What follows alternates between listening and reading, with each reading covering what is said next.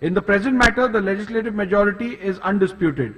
The respondents claim that Ajit Pawar faction had the support of 41 out of 53 MLAs is not disputed by the petitioners. Even otherwise, the resolution dated 30th June 2022 passed by the Ajit Pawar faction shows that prior to joining the government, Ajit Pawar faction outnumbered the Sharad Pawar faction.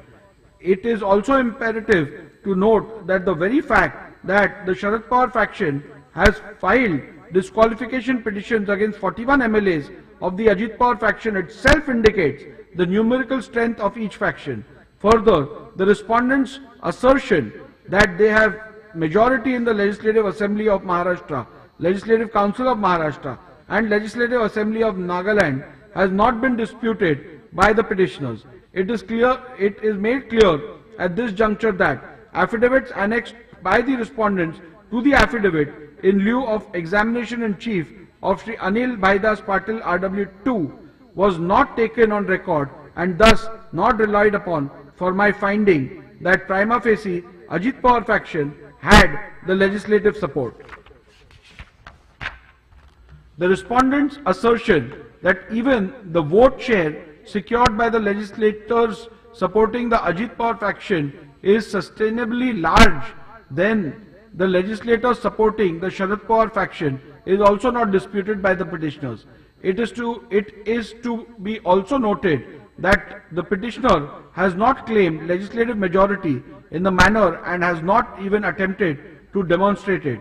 Thus, in view of the above, I hold that preliminary issue as to which faction is the real political party is discernible from the legislative majority which existed when the rival factions emerged. Further, I hold that the Ajit Pawar faction had an overwhelming legislative majority when the rival factions emerged. Final conclusions on the preliminary issue. Thus, in view of my findings that the party constitution and leadership structure, organizational structure does not provide any reliable outcome to the question which faction is the real NCP political party, and consequently these cannot be yardsticks to determine which faction is the real political party, and to the legislative majority provides a clear and reliable answer to the question of which faction is the real NCP political party, I hold that the Ajit Pawar faction is the real NCP political party for the purposes of these disqualification petitions. Issue number 2. Have the respondents incurred disqualification in terms of paragraph 21A of the 10th schedule for the Constitution on account of their acts, omissions and or conduct? Now, with regards to the second issue, it's common again to the extent of the contents to group 1 and group 2. However, considering the importance of this issue, I may read it out in the second order as well, second group as well, even at the cost of repetition. The petitioner has concluded, the petitioner has contended that the respondents are liable to be disqualified on the following grounds. The respondents have gone against the official position of the NCP political party and joined hands with Eknath Shinde BJP government in Maharashtra on 2nd July 2023. The respondents have taken oath as ministers in the Eknath Shinde BJP government in Maharashtra on 2nd July 2023. Unilaterally and without authority, the respondents declared Shri Ajit Pawar as the president of the NCP on 30th June 2023. Unilaterally and without authority, the respondents declared Shri Ajit Pawar as the leader of the legislature party in the Maharashtra State Legislative Assembly on 30th June 2023. The respondents attempted to continue a chief whip who had been removed as a member of the NCP for indulging in anti-party activities. The respondents attempted to create confusion by opening party office without authority. Without any authority, the respondents called an open national convention on 5th July 2023 to ratify the illegal decisions on 30th June 2023. The respondents tendered affidavits in support of Shri Ajit Pawar's anti-party activities. The principal ground on which the disqualification is sought is that by joining the government on 2nd June 2023, the respondent number 1 to 9 is in disqualification petition number 1 of 2023, and by supporting the said action of respondent number 1 of 9, the other respondents in disqualification petition number 3 and 4 of 2023 have gone against the will of the NCP political party and thereby incurred disqualification under paragraph 2(1)(a) of the 10th schedule of the Constitution. All other grounds are allied grounds arising out of the said principal grounds. In view of my finding that the Ajit Pawar faction was the real political party when the rival factions emerged within the NCP, respondents cannot be held to be disqualified on any of these grounds, as the decision of Ajit Pawar faction constituted the will of NCP political party. Consequently, the disqualification petition number 1, 3 and 4 of 2023 are liable to be dismissed. In view of my findings that Ajit Pawar faction was the real NCP political party when the rival factions emerged, the respondents cannot be held to be disqualified for grounds recorded in paragraph 76(a) and (b).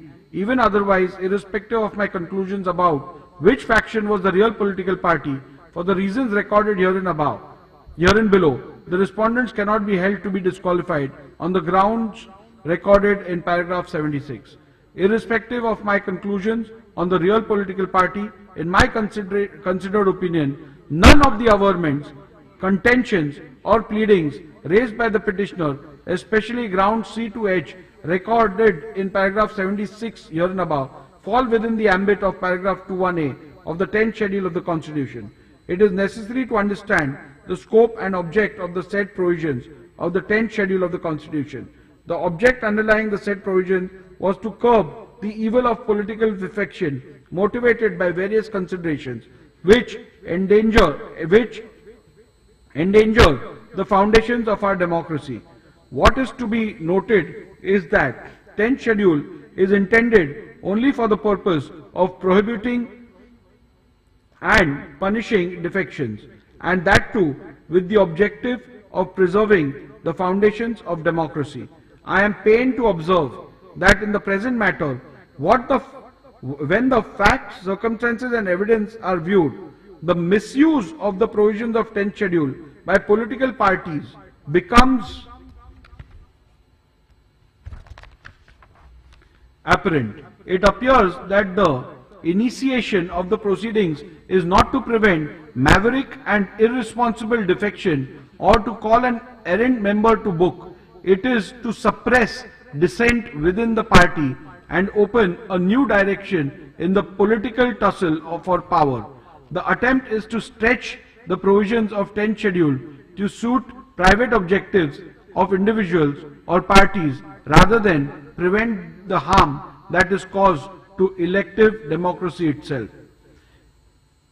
In the facts and circumstances brought before me, it is necessary to consider the cardinal question: does every act of a member of the legislature that may be described as defiance or dissent or behavior of group of members of the legislative party in the House that goes against some other group within their own party falls within the meaning of the term defection under paragraph 2 of the 10th schedule.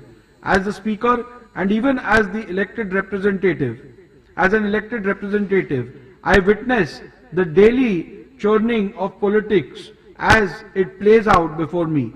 I see members, their political leaders and their parties as if through a kaleidoscope, making and breaking into new forms, forging new alliances, undoing old relationships, striking out in unknown directions. This is in the very nature of politics, and as we see it unfolding before our eyes, it is the reality of politics today. Surely every such action cannot qualify as defection within the meaning of the 10th schedule. The constitutional bench in the case of Kyoto Holohan versus Zuchilu and others has somewhat touched upon these aspects. I have referred to Kyoto and how Kyoto has dealt with these issues. Then, would every act of defiance or dissent or behavior of groups of members that goes against some other group within their political party fall within the meaning of the term defection under paragraph 2 of the 10th schedule? The question, no doubt, is foundational, but by no means is it the only question that arises for consideration. The companion question that arises is equally fundamental. Is the 10th schedule a tool to control opposition within the political rank of the party?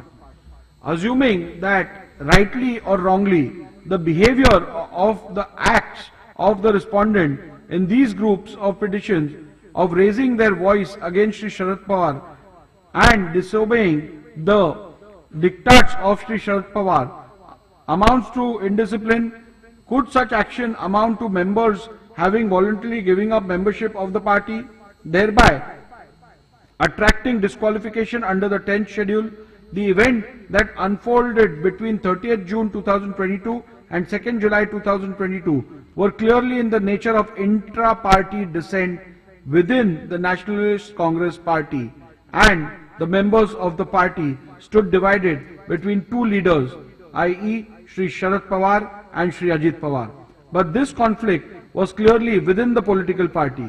Questioning the decision of Sri Sharad Pawar and going against his wishes cannot be said to be an act of defection or of leaving the party. It is a dissent expressed by the members of the NCP. At no point of time did any of the leaders, including the respondents, ever made any attempt that would amount to a statement or contention to leave the NCP political party. Members of the party expressing concerns against certain political behavior of other members of the party would not constitute defection. Under the 10th schedule, such collective dissent would remain to be a dissent within the political party, even when it began to be raised publicly on the platform other than party forums. It may not be to the liking of this leader or that, but it would still remain to be a dissent and not desertion.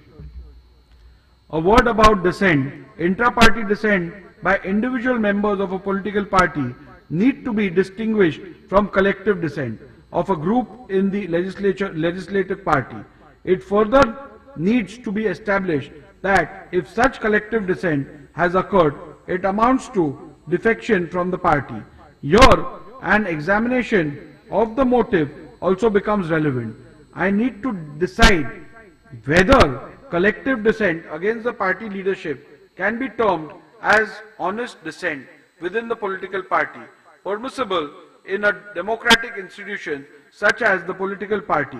Further, whatever be the nature of the dissent, can it be given the status and character of dissent within the legislative party, which alone is a dissent on which the Speaker is empowered to act under the 10th schedule.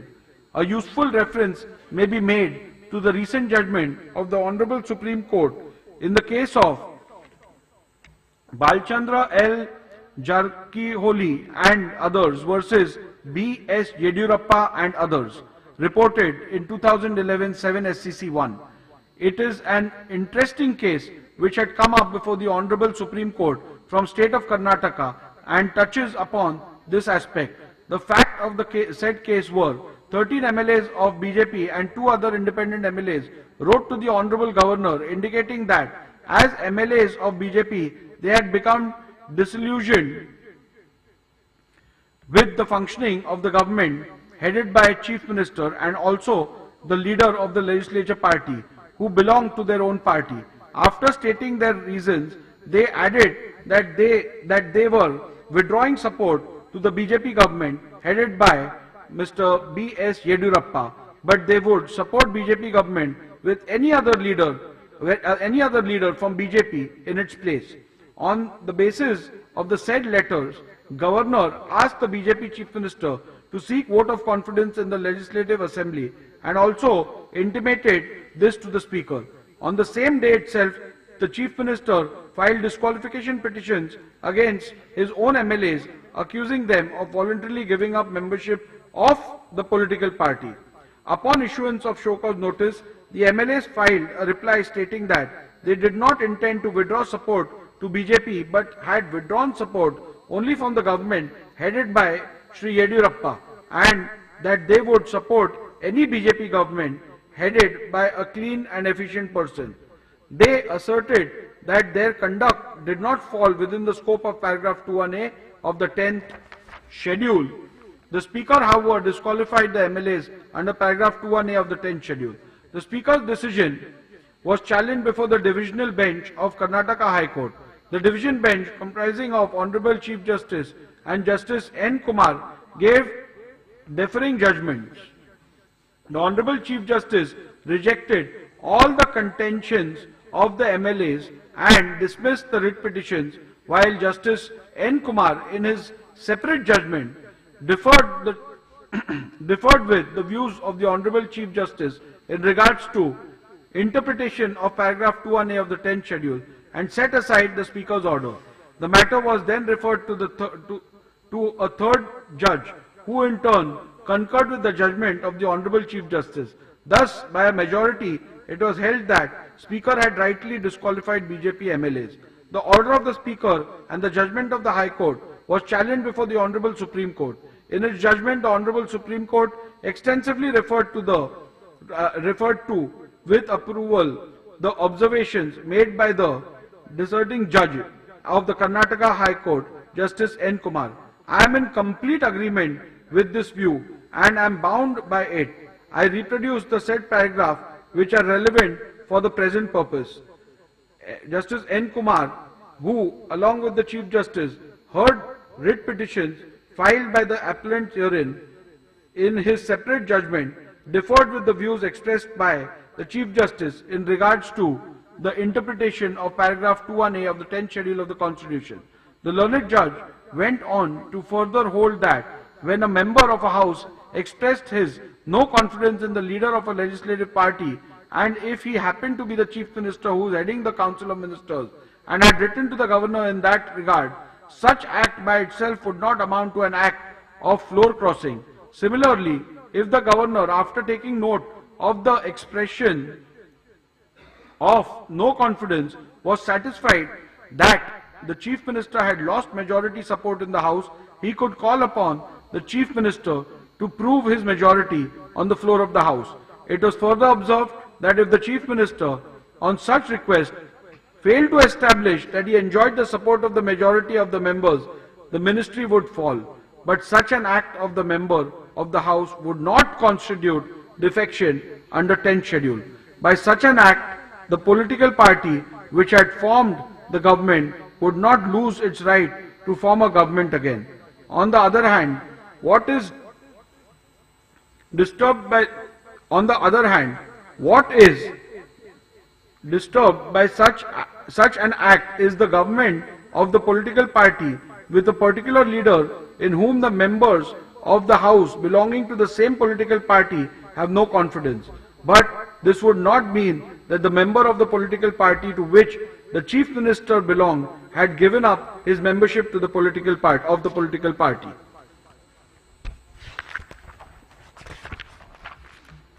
Having dealt with the various decisions referred to hereinabove, the learned judge came to the conclusion that it was clear that an act of no confidence in the leader of the legislative party does not amount to his voluntarily giving up membership of the political party. Similarly, his act of expressing no confidence in the government formed by the party with a particular leader as the Chief Minister would not also amount to a voluntary act of giving up the membership of that political party. The learned judge further observed that deserting the leader and deserting the government is not synonymous with deserting the party. If a member resigned from the ministry, it would not amount to defection. What constitutes defection under paragraph 21A of the 10th schedule is deserting the party. The learned judge observed that dissent is not defection, and the 10th schedule, while recognizing dissent, prohibits defection. In this background, on an appreciation of facts on record, I find that the present petition do not attract or justify actions under the 10th schedule. In my view, the petitioner cannot and should not use the provisions of 10th schedule as a weapon to silence or browbeat the members. or to crush opposition. That would be a complete abuse of the process of law and would run counter to the constitutional intent behind the 10th schedule. It also underlines the instance of the Election Commission of India to bring about changes in the party constitution to make it more democratic by providing party cadre a platform to express themselves and give them a voice in the party's decision making. It may be that some members go overboard and make some statements or do some acts which may be in breach of party discipline. It would be for the political party to deal with them appropriately and not for the 10th schedule. Looking at the degree or gravity of the indiscipline, the concerned members may be censured, admonished, or reprimanded or given a more extreme punishment such as suspension or expulsion from the party, as may be warranted by the party's rules. Even the most extreme punishment of expulsion from the party would not have the effect of these members losing their seat in the House. The members would remain as unattached members in the House, continuing to represent their constituencies, and they would still continue to be members of the political party for the purpose of 10th schedule. The 10th schedule is not intended to be used as a device for imposing inter-party discipline, much less for administering the party. No party leadership can use the provisions of 10th schedule as a deterrent to stifle the collective dissent of large number of members by threatening them with disqualification under the 10th schedule. In a given case, when a tussle for leadership arises between leaders in a political party, the elected members, as indeed the common party workers, usually cannot remain mute onlookers. They are compelled to choose sides. Whatever else may be the consequences of their action or inaction, the parties cannot expect that the Speaker's office be used to eradicate opposition or quell dissent in party ranks by employing the mechanism of the 10th schedule. 10th schedule can only enter the arena if members voluntarily give up membership of the party. As things stand, the Speaker has no role to play in the game of political tussle between warring party leaders. The Speaker's action of imposing penal consequences is prompted by the letter of the law or spirit behind the 10th schedule, which, in my considered view, is to preserve the democratic foundations of legislatures or the parliament. The Speaker must keep in mind this objective underlying the 10th schedule and see if the indiscipline falls within the provisions of paragraph 2(1)(a) of the 10th schedule. The Speaker must guard against the power under the 10th schedule from being invoked with ulterior motives for party gains. Thus, for the reasons stated above, respondents cannot be held to be disqualified on any of the grounds recorded in paragraph 76 C to H, as they do not amount to voluntarily giving up membership of the political party. Consequently, the disqualification petition number 1, 3 and 4 of 2023 are liable to be dismissed. In view of my conclusions and findings recorded here and above, petition number 1, 3 and 4 of 2023 are hereby dismissed.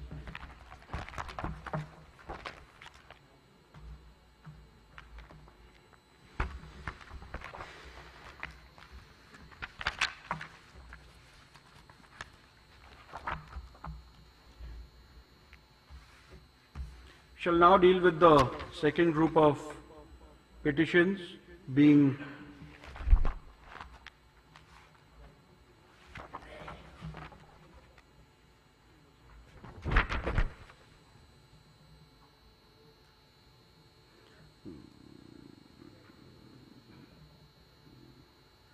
petition number 2 and 5 filed by the Ajit Pawar factions have been grouped as group 2.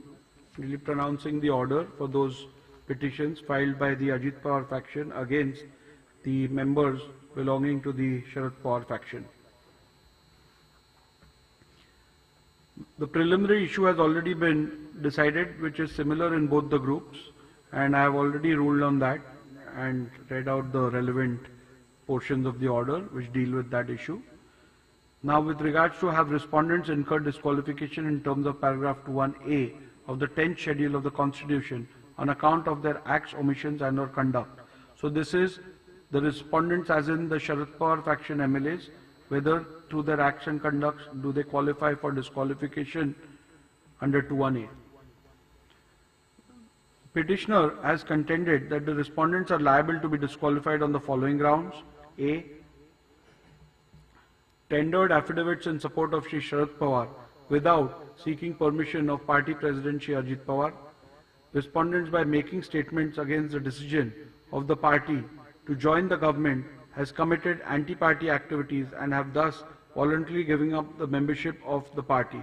In my considered opinion, irrespective of my decision that the Ajit Pawar faction was a real NCP political party when the rival factions emerged, none of the averments, contentions or pleadings raised by the petitioner in this group of petition shall fall within the ambit of paragraph 21A of the 10th schedule of the Constitution. The object underlying the provisions in the 10th schedule was to curb the evil of political defections motivated by various considerations which endanger the foundations of our democracy. What is to be noted is that the provisions of the amendment are intended only for the purpose of prohibiting and punishing defection, and that too with the objective of preserving the foundation of democracy. The rest of them are, my observations are same with regards to the distinction between dissent and defection.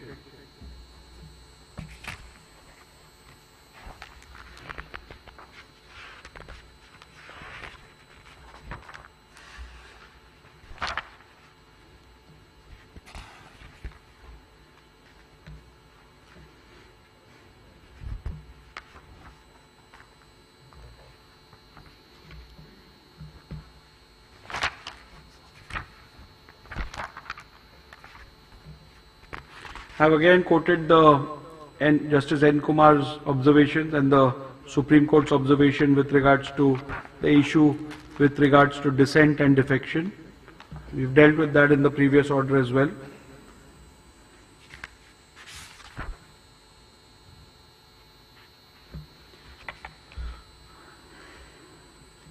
So I'll read out only the operative portion of this. Thus, for the reasons stated herabove, respondents cannot be held to be disqualified on any of the grounds as they do not amount to voluntarily giving up membership of the political party. Consequently, the disqualification petition number 2 and 5 of 2023 are liable to be dismissed. In view of my conclusions and findings recorded here and above, petition number 2 and 5 of 2023 are hereby dismissed.